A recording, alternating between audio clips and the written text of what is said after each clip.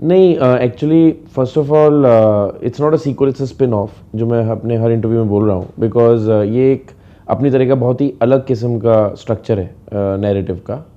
और कभी मैंने सोचा नहीं था कि मैं सीक्वल बनाऊंगा तेरे बिन लादेन का, even after it became a hit I never thought.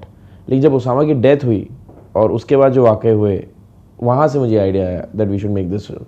So it was challenging yes, because Tere Bin Laden अपने आप में कभी कल्ट फॉलोइंग है उसकी, और ऑलमोस्ट सब लोगों ने देखी है, और काफ़ी अप्रिशिएट की है लोगों ने। तो एक प्रेशर तो ऑफकोर्स था और अभी भी है जब तक रिलीज़ नहीं हो जाती फिल्म, बिकॉज हमने कोशिश की कि जिस तरह से पहली फिल्म में सरप्राइज़ किया था, स्पिन ऑफ होते हुए भी ये फिल्म भी उन्हें सरप्राइज़ करे और लोगों को पसंद आए। सो वो एक चैलेंज था। होपफुली हम उस पर खरे उतरें, वो 19 फरवरी को पता चलेगा, लेकिन I am eager to see the audience reaction. Okay, casting plays a very important part. हाँ, जब मैं तेरे बिन लादेन की बात करता हूँ, पहली फिल्म की बात करता हूँ, अली का एक खास लहजा था, क्योंकि वो वहाँ से उस जगह से बिलोंग करते हैं, पाकिस्तान से बिलोंग करते हैं, तो वो उनकी ज़बान में भी, उनकी डायरेक्ट डिलीवरी में भी मालूम पड़ता था। उस बात को कितना मद्देनजर रखा आपने जब मैं कास्टिंग की बात करता हूँ, यू नो? नहीं, देखिए यहाँ पे बहुत सारे वर्ल्ड्स हैं। इस फिल्म की सबसे जो अच्छी खूबी है वो यही है कि ये फिल्म बहुत ज़्यादा लेयर्ड है। आई थिंक पहले तेरे बिन लादेन की कहानी एक बड़ी सीधी सादी कहानी थी। इसकी कहानी जो है कॉम्प्लिकेटेड होते हुए भी हमने सिंपल रखी है स्क्रीन प्ले में, लेकिन इसमें बहुत लेयर्स हैं, बहुत कैरेक्टर्स हैं, बहुत बैकग्राउंड्स हैं। तो यहाँ पे शर्मा का कैरेक्टर जो दिल्ली से है, तो उसका एक जो लहजा है वो हमने पूरा दिल्ली वाला रखा है। मैं खुद दिल्ली से हूँ, तो वो बात बात बोलता है चल बेटा शाबाश, वैसी बात करता है। प्रद्युमन जो है वो पंजाबी गांव से है, पंजाबी गांव खेड़े से है, तो उसकी पंजाबी जो रखी है वो उस तरह से रखी है, बट वो काफ़ी मिलता जुलता है जो हमारा नूरा था पहले तेरे बिन लादेन में, उस कैरेक्टर की पंजाबी के आसपास रखी, बिकॉज लोगों को कैरेक्टर पसंद आया था। I didn't want to change that character. उसके अलावा पीयूष भाई हैं, he is a Pakistani terrorist group leader, तो उनका लहजा जो है वो हमने उस किस्म का रखा है। फिर there is this Afghan leader, एक उसमें एक छोटा सा कैरेक्टर है लेकिन इंपॉर्टेंट कैरेक्टर है, जिसको हमने पश्तो सिखाई थी पश्तो टीचर के साथ, तो वो अफ़गान लहजा भी एकदम करेक्ट रखा है। और सबसे इंपॉर्टेंट है, सिकंदर जो कैरेक्टर कर रहे हैं उसके दो आयाम हैं। एक है कि वो अमेरिकन डेविड डू समथिंग, जो कि एक टेक्सन अंग्रेजी में बात कर रहा है, तो उनको हमने अमेरिकन एक्सेंट की ट्रेनिंग कराई थी, जो कि टेक्सन सदर्न होती है अमेरिका की। और उन्हीं का कैरेक्टर फिर जब डेविड चड्डा बन के इंडिया आता है तो वो पंजाबी जो है उसकी ट्रेनिंग कराई थी। तो बहुत सारे लहजे हैं, बहुत सारे कलर्स और बहुत सारे कैरेक्टर्स हैं इस बार, और मेरे ख्याल से लोगों को बहुत मज़ा आएगा। क्या क्या चैलेंजिंग, मतलब कास्टिंग जैसे आपने कहा और आपने भी बताया कि सीक्वल नहीं कहना चाहेंगे आप उसको, क्या चैलेंजिंग था कि लोग, मतलब while working on the film की, हाँ लोग बने रहे उससे, क्या क्या यूनिक मिलेगा, मतलब तेरे बिन लादेन के अलावा, क्योंकि आप कहते हैं it's not a sequel. See unique जो मिलेगा आई थिंक वो ये है कि इसकी कहानी जो है वो बहुत यूनिक है। अपने आप में जो स्ट्रक्चर है film with in a film, हमने ऑलमोस्ट इसको जो रियल लाइफ स्टोरी है उसके साथ मर्ज किया है। सो ये अपने आप में एक यूनिक एक्सपीरियंस होगा। इसमें ओबामा भी है इस बार। सो ओबामा का कैरेक्टर है, Bin Laden, fake Bin Laden है, और उसकी डेथ के ऊपर जो पूरा जो मिस्ट्री है उसके पीछे हम लोग गए हैं। इसमें और जो एक बड़ी इंटरेस्टिंग चीज़ है वो एबटाबाद का जो मिशन हुआ था, हम उसकी डिटेल में गए हैं। तो हमने एबटाबाद का मेंशन बनाया था एकदम हूबहू घर, और वो हेलीकॉप्टर जो अब आजकल फेमस हो गया साइलेंट हेलीकॉप्टर, जो पाकिस्तान में लेके गए थे, इसलिए पाकिस्तानी वो पता नहीं चला कि हेलीकॉप्टर आ गए उनके एयर स्पेस में, तो वो भी हमने क्रिएट किया, उसका डिज़ाइन बड़ा यूनिक था। सो ये सारी जो चीज़ें ये बहुत कमाल की हैं और काफ़ी इंटरेस्टिंग है लोगों के लिए देखने के लिए। लेकिन जो सबसे इंपॉर्टेंट है वो है इस बार, जैसे पिछली बार अली की जर्नी थी, वो शर्मा की जर्नी, कि एक दिल्ली का लड़का जो फिल्म बनाने निकला है वो कैसे ओसामा की दुनिया से मिल जाता है और उसके साथ क्या क्या घटित होता है। तो ये बड़ी इंटरेस्टिंग कहानी है, और रियल लाइफ इंसिडेंट्स जो है वो पैरेलल चलते हैं हमारी कहानी के इंसिडेंट से। So I think people will really, because they never, I don't think that in India we have seen a story structure like this. अभी तक फिल्म के प्रोमो के या ट्रेलर के या टीजर के आउट होने के बाद रिस्पांस कैसा है, खास करके इंडस्ट्री के जो आपके दोस्त हैं, कलीग हैं, उनका क्या रिस्पांस है?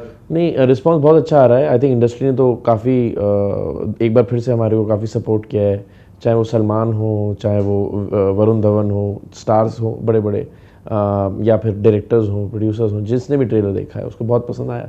लेकिन उससे ज़्यादा इंपॉर्टेंट ये है कि मुझे लगता है ऑडियंस ने बहुत अच्छा रिएक्ट किया। हमारे पास बहुत अच्छे रिव्यूज़ आए हैं ट्रेलर के। आई थिंक एक दिन के अंदर हमने 1 मिलियन हिट्स कर दिए थे यूट्यूब पे without any big star, which is a very big thing. As of now I think we standing on 2.5 million hits, जिसमें कि ज़्यादातर लोगों ने, almost 90% people have liked it and they have commented well on it. एक जो तबका है वो अली ज़फ़र को मिस कर रहा है, वो भी बहुत जल्द, आई थिंक आज ही हमने सिक्स पैक एब्स अनाउंस किया है और गाना आया है यूट्यूब पे, तो वो भी जो है लोग मेरे ख्याल से संतुष्ट हो जाएंगे। उस गाने के बारे में थोड़ा सा जानना चाहूँगा, सिक्स पैक ऐप की जिस गाने की आप बात करें, music always plays a very important role in films, you know. Six pack abs जो है वो अपने आप में एक जो फैड है सिक्स पैक एब्स बनाने का, उसके ऊपर गाना है, and it's a funny song जो उसके ऊपर एक व्यंग है। और ये जो हमारा एक्टर है अली ज़फ़र जो कैरेक्टर प्ले कर रहे हैं, वो सिक्स पैक एब्स के एक वॉनबी सिक्स पैक एब वो है, एक्टर है जिसको चाहिए सिक्स पैक एब्स, तो वो गाना उन्हीं के ऊपर फिल्माया गया है और उन्होंने ही म्यूज़िक दिया, उन्होंने गाया है, बहुत अच्छा गाना है। मेरा ऐसा मानना है it's going to be the chartbuster because it's very funny and yet it's very humble, you know, and it is on a fad called six pack abs जो हर नौजवान आजकल बनाना चाह रहा है। ओके, ये भी खबरें हैं कि आप इनटॉलरेंस पे उस पर भी कोई फिल्म बनाने का सोच रहे हैं। It will be a satire, एक व्यंग होगा शायद आपकी फिल्म के माध्यम से, उसके बारे में थोड़ा जानना चाहूँगा। हाँ, वो मेरी अगली फिल्म है, मतलब वैसे तो 2 फिल्में हैं जो मैंने साइन करी हुई हैं, अब देखते हैं कौन सी पहले बनती है, लेकिन एक फिल्म जो मैंने लिखी है उसका नाम है हमें ऐतराज़ है, जो कि व्यंग है इंटॉलरेंस पे। वो मेरे दिल के बहुत करीब है और मुझे लगता है कि जो भी आजकल हो रहा है उन सारी समस्याओं को लेकर एक अच्छा व्यंग हो सकती है वो फिल्म, बट अभी उसमें वक्त है थोड़ा, सो लेट्स सी। ओके, हमें ऐतराज़ है जैसे आप कहते हैं it's too early to talk about, लेकिन कहीं आप इस बात को लेके कहीं चिंतित नहीं है कि इनटॉलरेंस को लेके ऑलरेडी इतना सब कुछ हो चुका है, आपकी फिल्म को लेके लोग ऐतराज़ ना करें? हमें ऐतराज़ है। नहीं देखिए, मेरे को उन चीज़ों से ज़्यादा डर लगता नहीं, लगता तो शायद 2 फिल्में नहीं बनाता बिन लादेन के ऊपर। मैंने कभी ऐसा सोचा नहीं है, मैं हमेशा कहानी कहना चाहता हूँ जो मेरे को अच्छी लगती है, दिल के करीब है। I don't get into this कि लोगों को कैसा लगे, बिकॉज मुझे लगता है अगर मैं ऑनेस्ट हूँ लोगों को बुरा नहीं लगेगा। पहली तेरे बिन लादेन पाकिस्तान तक में पसंद की गई जबकि उनकी गवर्नमेंट ने बैन कर दी थी, लेकिन उनको उनके दिल के बहुत करीब है, शायद इसलिए आज जो पाकिस्तानी तबका है अली ज़फ़र को मिस कर रहा है, बिकॉज उनके दिल के इतना करीब है ये फिल्म। सो जब उन तक को बुरी नहीं लगी तो मुझे नहीं लगता कि अगर मैं कुछ भी बनाऊं जिसमें कि मैं ऑनेस्ट हूं और मैं कंट्रोवर्सी क्रिएट करने की कोशिश नहीं कर रहा हूं, तो आई डोंट थिंक कि उसमें कोई बुराई है। ऑनेस्टली अपने बात कही है तो मुझे नहीं लगता कि उससे कोई भी दिक्कत होनी चाहिए। Okay, still you know it's too early to talk about, लेकिन हमें ऐतराज़ है, अगर कास्टिंग की बात करें किसको लेना चाहिए कुछ अभी इट्स रियली टू नहीं, मैं जब फिल्म लिखता हूँ मैं कभी एक्टर्स के बारे में सोचता, तेरे बिन लादेन डेड और अलाइव भी लिखते समय मनीष पॉल के बारे में नहीं सोचा था, बट झलक दिखलाजा देख के I thought that he will be apt for the role. So ऐसे ही है, अब जब मैं लिखता हूँ तो मैं सोचता नहीं हूँ एक्टर्स के बारे में, बाद में सोचता हूँ, सो अभी टाइम है। Okay, out of the box, you know, Abhishek, क्या ऐसा हमेशा शुरू से ही था, you know, you always wanted to be a director, मतलब how your journey happened, you know, क्योंकि एक दिन में तो नहीं होती कुछ भी चीज़ें, आप थोड़ा सा बताएंगे? नहीं बिल्कुल, आई थिंक मैं जब 16 साल का था तब मैंने ये पता कर लिया था अपने दिमाग में कि मुझे फिल्म डायरेक्टर बनना, बिकॉज मेरे जो कुछ अंकल्स हैं वो रंगमंच से जुड़े हुए हैं और काफ़ी अच्छे से जुड़े हुए हैं, तो मैंने बहुत थिएटर देखा और अच्छे लेवल का थिएटर देखा है बचपन से, national School of drama repertory वगैरह का थिएटर देखा है। सो मुझे रंगमंच और फिल्मों से बड़ा लगाव था बचपन से ही, तो जब मैं अराउंड 16 साल का था तब मैंने सोच लिया था कि मेरे को डायरेक्टर बनना है। और मुझे निर्देशन बहुत पसंद है बिकॉज मैं हमेशा से एक नैरेटर रहा हूँ, एक कहानीकार रहा हूँ, बचपन से मैं कहानियाँ लिखता रहा हूँ, स्कूल में भी खड़ा हो जाता था क्लास में और कहानियाँ सुनाने लग जाता था। सो मुझे कहानी कहने का बहुत शौक है, मैं वही हूँ। सो तब से मैं बनना चाहता था director, and then I join National School of Drama, I did theatre training, did lot of plays. उसके बाद फिर मैं बॉम्बे आया बिकॉज अभी आज की तारीख में मुझे लगता है कि रंगमंच एक बहुत अच्छा मीडियम है, लेकिन 21वीं सेंचुरी में अगर आपको अपनी बात काफ़ी लोगों से को कहनी है तो फिल्म जो है उससे बेहतर कोई मीडियम नहीं है। और रंगमंच कहीं ना कहीं एक अभिनेता का मीडियम है, जबकि फिल्म जो है एक डायरेक्टर का मीडियम है, उसमें कंट्रोल ज़्यादा है।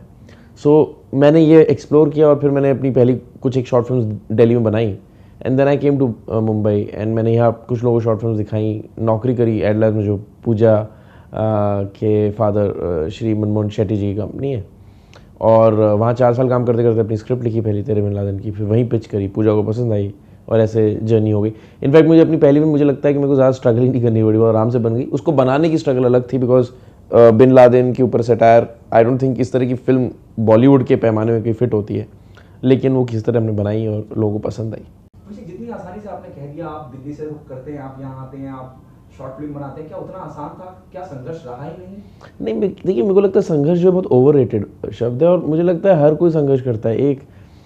एक आदमी जो अकाउंट्स के मीडियम में होता है, अकाउंट्स के फील्ड में होता है और उसको चार्टर्ड अकाउंटेंट बनना होता है, वो भी उतनी ही स्ट्रगल करता है जितना एक फिल्म मेकर करता है मुंबई आके, या एक एक्टर करता है। हर एक की स्ट्रगल है। जब हम अपनी स्ट्रगल की बखान करने लगते हैं तो कहीं ना कहीं हम बाकी लोगों को बड़ा छोटा कर देते हैं कि जैसे कि फिल्म मीडियम में ही स्ट्रगल है, बाकी सब जगह स्ट्रगल है। स्ट्रगल लाइफ है और हर एक को करनी है। सो मैं उसमें ज़्यादा जाता नहीं हूँ। मेरा तो ऐसा मानना है कि मेरा तो बहुत आसानी से हो गया। हाँ, ऐसा है कि ये कहानी का आना अपने आप में मेरे दिमाग में, तेरे बिन लादेन जो पहली थी, ये अपने आप में एक मिरेकल था जो कि ऊपर वाला ही दे सकता है। और उसके बाद बिकॉज वो कॉन्सेप्ट इतना अच्छा था, मुझे लगता है मुझे ज़्यादा स्ट्रगल करनी नहीं पड़ी जब वो आया। मुझे मालूम है कई लोग शायद इससे ज़्यादा स्ट्रगल करते हैं। काफ़ी लोगों की कहानियाँ होती हैं बेंच पे सोने वगैरह की।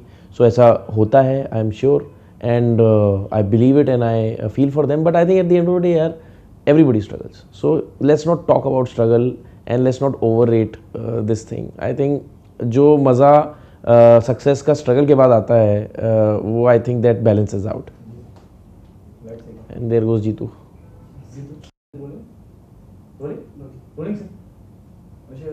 लास्ट की लाइन। हाँ, सो मैं वो बोल रहा हूँ कि सक्सेस थोड़ी ओवररेटेड है हमारी इंडस्ट्री में। हर कोई स्ट्रगल करता है, so it's okay. I mean जो मज़ा सक्सेस का आता है आफ्टर द स्ट्रगल, वो आई थिंक उसे कहीं ना कहीं बैलेंस आउट कर देना चाहिए एंड हमें उसके बारे में बात नहीं करनी चाहिए। ठीक है यार, मैंने करी स्ट्रगल, आपने भी करी है, एंड आई एम श्योर जो लोग ये देख रहे हैं उन्होंने भी स्ट्रगल बहुत करी है लाइफ में, और वो स्ट्रगल चलती रहेगी हमारी इंडस्ट्री में भी और कहीं पे भी। लाइफ जब तक है तब तक स्ट्रगल है। So it's better that we don't call it struggle, we call it a process and it continues. Okay, industry में आज आप जिस भी मकाम पे हैं, अगर किसी को शुक्रिया कहना चाहें, थैंक्स कहना चाहें, तो किसे कहना चाहें? देखिए, थैंक्स तो मैं सिर्फ अपने पेरेंट्स को कहना चाहूँगा, बिकॉज अल्टीमेटली मुझे लगता है आप जो कुछ भी हैं वो अपने पेरेंट्स की वजह से हैं। बिकॉज मेरी जो पूरी तालीम है, या जो मेरा बैकग्राउंड है, या जो मुझे वैल्यू सिस्टम है मेरा, या मेरा जो पर्सपेक्टिव नज़रिया है, वो सब वहीं से आ रहा है। मैं सिर्फ बिकॉज मैं एक अलग इंसान हूँ तो मैं अपनी क्रिएटिव फील्ड में उस सब को यूज़ करते हुए अपनी कहानियाँ कह रहा हूँ, लेकिन कहीं ना कहीं बैकग्राउंड में जो कुछ उन्होंने मुझे दिया है वो उसी का प्रोसेस है। So I think they are the only ones to thank, because उन्होंने मुझे बनाया है। बाकी there is nobody else. Of course कहीं ना कहीं if there is a god और एनर्जी और सुपर पावर जिसने बाकी सब कुछ रचा है, बिकॉज अल्टीमेटली आई थिंक मुझे ऐसा लगता है बड़ा खुशकिस्मत हूँ क्योंकि फिल्म डायरेक्टर होना अपने आप में एक तरह से हम भगवान की नकल कर रहे होते हैं, एक दुनिया क्रिएट कर रहे होते हैं। हम कोशिश कर रहे होते हैं कि हम भी एक दुनिया बनाएं और लोगों को अपने हिसाब से नचाएं। सो कहीं ना कहीं ऊपर वाले का या जो भी सुपर पावर है उसका भी शुक्रिया करना चाहूँगा। Any male actor, female actors would do work from the industry? Oh, there are many. There's Mr. Anil Kapoor. I was blown away with his performance in Dil Dhadakne Do. There's Ranveer Singh. There is Shah Rukh Khan. Then there is Nawazuddin Siddiqui. Irfan Khan. Irfan भाई तो बहुत ही कमाल actor हैं। बहुत लोग हैं, माधुरी जी हैं, प्रियंका चोपड़ा है, पंकज कपूर हैं, अनुपम खेर जी के साथ तो मेरे को सहयोग था, मैं काम कर लिया, पीयूष भाई के साथ तो मैं कर ही रहा हूँ। तो बहुत सारे अच्छे अच्छे एक्टर्स हैं अभी तो इंडस्ट्री में जिनके साथ काम लोगों ने किया नहीं, लेकिन मैं सबसे ज़्यादा काम करना चाहूँगा न्यू कमर्स, जैसे मनीष पॉल हैं या अली ज़फ़र हैं। इनके साथ जो काम करके मज़ा आया, या सिकंदर है जो इस फिल्म में विलन है, वो कमाल एनर्जी देते हैं। तो मुझे इस तरह के जो एक्टर्स जो अनएक्सप्लोर्ड हैं उनके साथ काम करने का और भी जो है मज़ा आता है और भी मेरा चाव है। मतलब स्टार्स तो हैं, बड़े बड़े एक्टर्स हैं, लेकिन जब आप किसी एक्टर के साथ इस टाइम पे जुड़ते हैं जब वो कुछ नहीं है या जब वो नए नए हैं, और उनके साथ जब आप ग्रो करते हैं और देखते हैं वो आज कहाँ पहुँच गए, तो बड़ा प्राउड फील होता है। तो I think most importantly I want to work with these newcomers all the time. Last one, comedy के अलावा रोमांटिक, सस्पेंस, थ्रिलर, इस तरह के दोनों को भी छुएंगे आप? देखिए, मेरा ऐसा मानना है कॉमेडी शायद जॉनर नहीं है मेरे लिए, वो मेरी लैंग्वेज है। मैं किसी भी चीज़ को बोलने जाता हूँ तो कॉमिक हो जाती है। सो ऐसा मैं सोच ही कभी जाना नहीं चाहता। मैं कुछ लिखना शुरू करता हूँ तो अपने आप वो अंदाज़े बयां हैं, एक्चुअली वो जॉनर नहीं है मेरे लिए। सो ह्यूमर जो है वो इनहेरेंट है, वो मेरे को मेरे पिताजी से मिला थी। सो आई डोंट थिंक मैं ऐसे जानबूझ के करता हूँ, या मैं जानबूझ के ऐसा कुछ करना चाहूँगा। कल को अगर कुछ ऐसा सीरियस इशू आएगा और मैं उसको बिना व्यंग के कह पाऊँगा तो ज़रूर कहूँगा, लेकिन अभी तो मेरी इनकेपेबिलिटी है कि मैं कह ही नहीं पाता हूँ। वो जोक अपने आप आ जाता है उसके अंदर, वो आई थिंक नज़रिया ही ऐसा है। ओके, ऑडियंस से क्या कहना चाहेंगे? Why they come and be a part of तेरे बिन लादेन डेड और alive whenever it's getting release? I think they should come and just if they want to enjoy themselves, it's a family entertainer. If they want to enjoy themselves and they want to again go back to the mad world of Tere Bin Laden, they will not be disappointed. It is a film which is highly entertaining. and yet intellectually, it is going to be provocative. It will take you towards the American war on terror, and terrorism, all those issues, and we laugh on them. And कभी कभी ऐसे issues के ऊपर जब हंसते हो तो उससे ज़्यादा better कुछ feeling नहीं होती है. And it is an entertainer, out and out entertainer. You'll die laughing, so please come. Surprise Sikandar, Manish और प्रद्युमन. देखिए अभी तक जो हम देख रहे हैं सारे बड़े कमाल एक्टर्स हैं. मनीष हैं, प्रद्युमन है, पीयूष भाई हैं. पर सिकंदर ने सबको सरप्राइज़ किया ट्रेलर में भी. एंड सिकंदर ने इस तरह कैरेक्टर नहीं किया है कभी. ये जो विलन है और दो कैरेक्टर्स, तो आई थिंक वो बहुत सरप्राइज़ करने वाले हैं ऑडियंस को. But apart from that Manish को इस रोल में, ऐसे रोल में नहीं देखा होगा. प्रद्युमन हालांकि अपना सिमिलर रोल कर रहे हैं लेकिन फिर भी उसमें एक डायमेंशन है तो नहीं देखा होगा. तो बहुत सारे सरप्राइज फैक्टर्स हैं. ओबामा है जो अपने आप में एक बहुत बड़ा सरप्राइज है. पीयूष भाई जो तीसरी फिल्म है उनकी मेरे साथ, उनका कैरेक्टर बहुत फनी है. सो बहुत सरप्राइजिंग होगा. So I am very sure there are lot of surprises including the story in this film. Thank you.